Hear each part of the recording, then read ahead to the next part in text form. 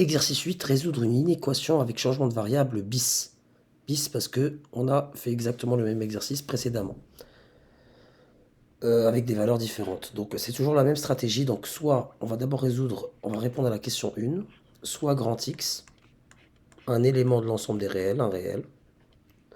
On doit résoudre l'inéquation x grand X au carré plus 3 grand X moins 4 supérieur ou égal à 0. A comme coefficient vaut 1, B égale à 3, C égale à moins 4, delta égale à B carré moins 4AC, donc 3 au carré, 9, moins 4 fois 1 fois moins 4, moins 4 fois moins 4, ça fait 16, 16 plus 9, ça donne 25. Je trouve alors deux racines, x dans R.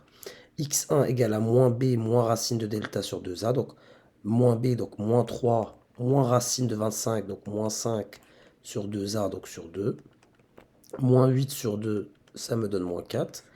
Et grand x2 me donne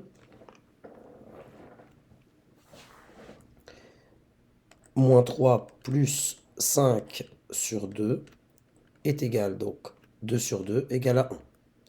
Je construis à partir de là mon tableau de signes du polynôme en question. X carré plus 3x moins 4, quand x varie entre moins l'infini et plus l'infini. Je mets mes racines. Puis d'abord le signe de a qui était positif, puis le signe de moins a entre les racines et le signe de a. Ainsi, s égale moins l'infini moins 4 inclus, union 1 plus l'infini. Dans la question 2, on va poser, donc déjà x doit être supérieur strictement à 0, car c'est l'ensemble de définition de la fonction logarithme népérien. R plus étoile. Posons maintenant grand X égale à ln de x.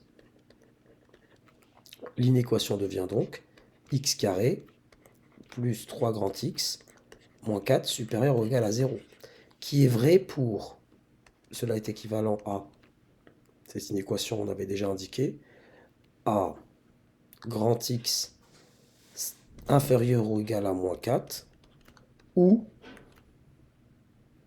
grand X supérieur ou égal à 1, qui est équivalent en posant le logarithme népérien à ln de x inférieur ou égal à moins 4, ou ln de x supérieur ou égal à 1.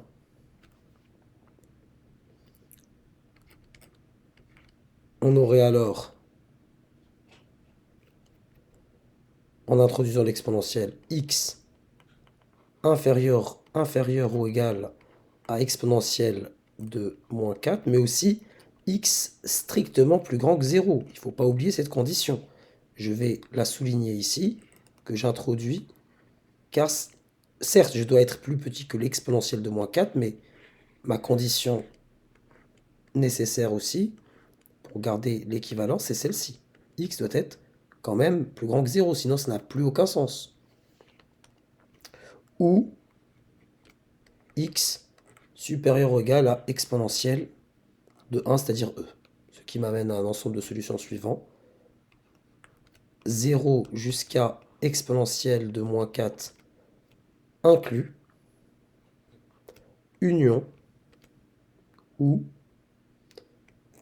les nombres au-dessus de e puissance 1 qui est égal à e. Donc de e jusqu'à plus l'infini.